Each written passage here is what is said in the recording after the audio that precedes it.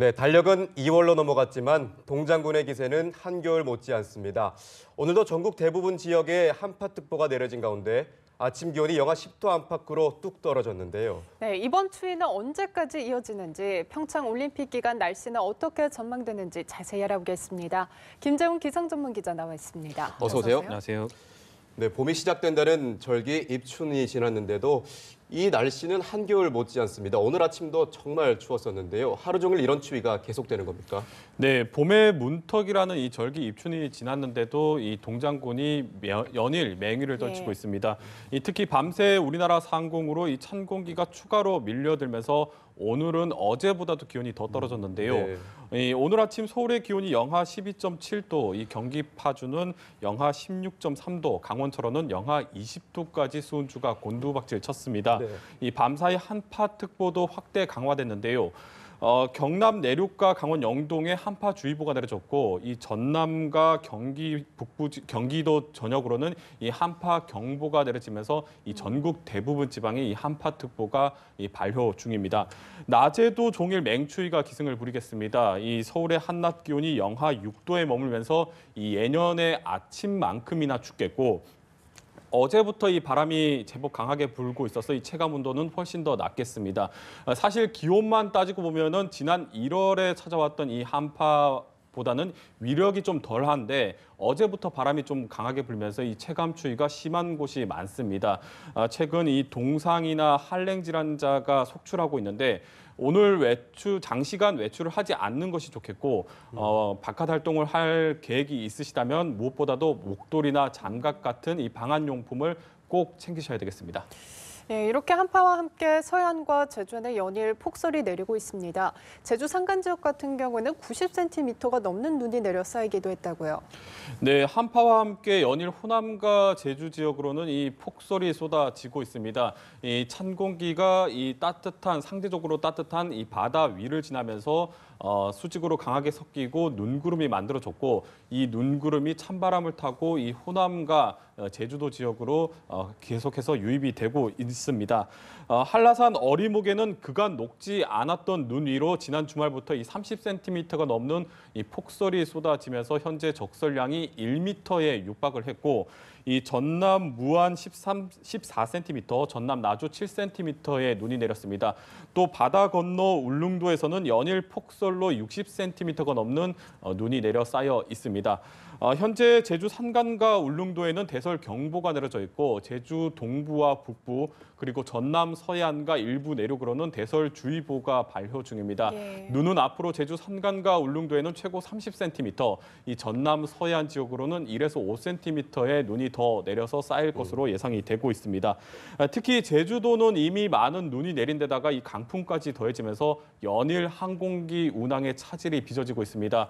오늘도 역시 항공기 이용에 좀 불편이 예상이 되고 있는데 항공기를 이용하시는 분들은 지연이나 결항 여부를 좀 수시로 확인을 하셔야 되겠습니다.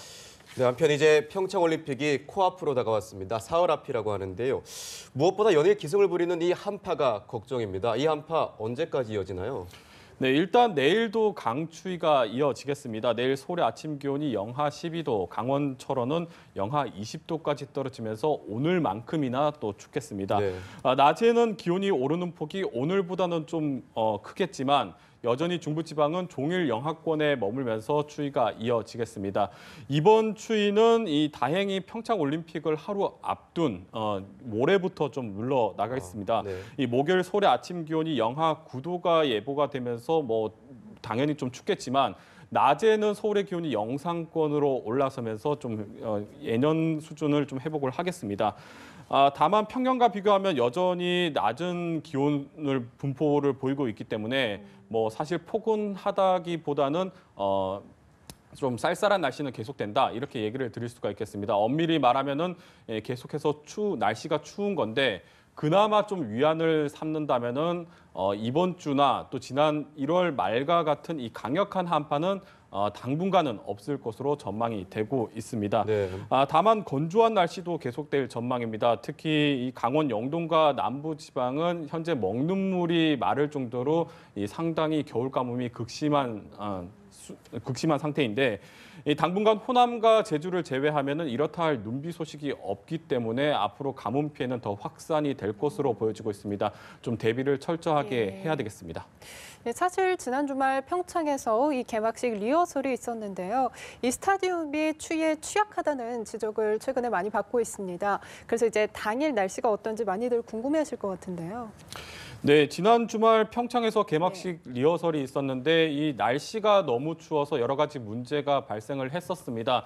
이 당시 리허설이 진행되는 시간에 이 평창의 기온이 영하 14도까지 떨어졌고 이 체감 온도는 무려 영하 23도까지 떨어졌습니다. 그러니까 뭐 그야말로 이 살을 애는 듯한 바람이 불었다 뭐 이렇게 볼 수가 있는데 이 때문에 역대 가장 추운 올림픽 개막식이 되는 게 아니냐 뭐 이런 우려도 나오고 있습니다.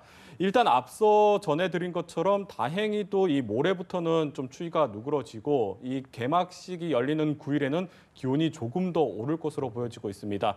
현재까지 기상청 예측에 따르면 이 개막식 날 평창의 최저 기온이 영하 10도 안팎, 그리고 개막식이 열리는 시간대는 영하 8도 정도가 예상이 되고 있습니다. 따라서 지난 3일에 열렸던 이 리허설 때보다는 추위가 덜할 것이다. 뭐 이렇게 좀 볼 수가 있는데 문제는 바람입니다. 이 평창 지역이 황태 덕장이 있을 정도로 이 바람이 많이 부는 지역이고 또 인근에 인접한 대관령에는 이 풍력 발전소가 있을 만큼 우리나라에서 가장 바람이 많이 부는 곳 중에 또 한 곳입니다.